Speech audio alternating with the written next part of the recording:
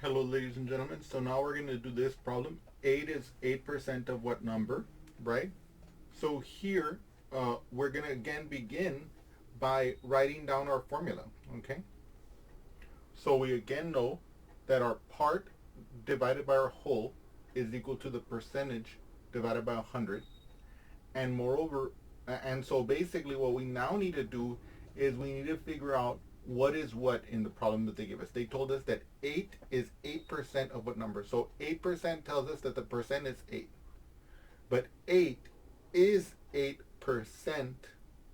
Remember, 100% represents a whole. So if 8 is 8%, that means that 8 is not a whole. 8 is going to be the part. Okay, so the whole is unknown to us. So we place an X as a stand-in. So now using this setup, we're now able to plug into our formula, so to speak. So our part is 8, our whole is X, and that's going to be 8 over 100, okay? Because it's the percent over 100. Now, of course, now that we have it set it up, we can find out exactly what X is. We could, for example, well, of course, what we can do is we can say, aha, if A divided by B is equal to C divided by D, then AD is equal to BC, right? You can see that if A is divided by B equals to C divided by D, then A times D will equal to B times C. And you can see that that's what this is here. Now, in this expression, though, in this proportion, if you have the same numerator, then the denominators have to be equal if these fractions are to be equal. So if we made that observation first, we can just straight away say that the whole is 100.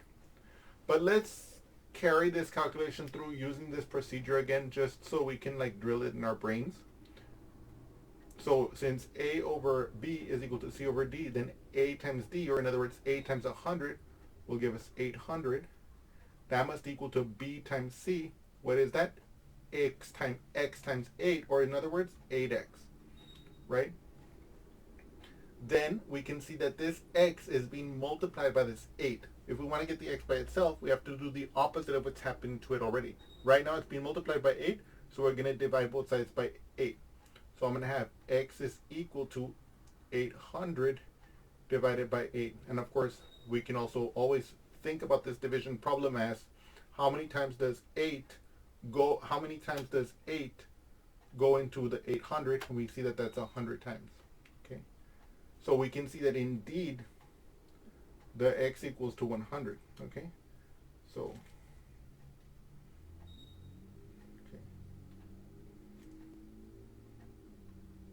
Now let's write this down as a sentence, and then I'm going to make a brief comment here. Okay, so we can see that 8 is 8% of 100. Now, I don't know if any of you guys know this, but if you don't, I want to tell you, percent means per 100. And so the fact that 8 is 8% of 100 makes sense, and it confirms like this idea of percentage as being relative to 100, right? So earlier in one of our examples, we said that 3 was 5% of 60, meant that if we were to take 60 and divide it into 100 pieces, the pieces that correspond to 3 would be 5 of those pieces. Anyway, I'm going to stay quiet here, but I just wanted to make this observation here that 8% of 100 would be 8, makes sense because 8 is 8 out of 100. Okay. Yay.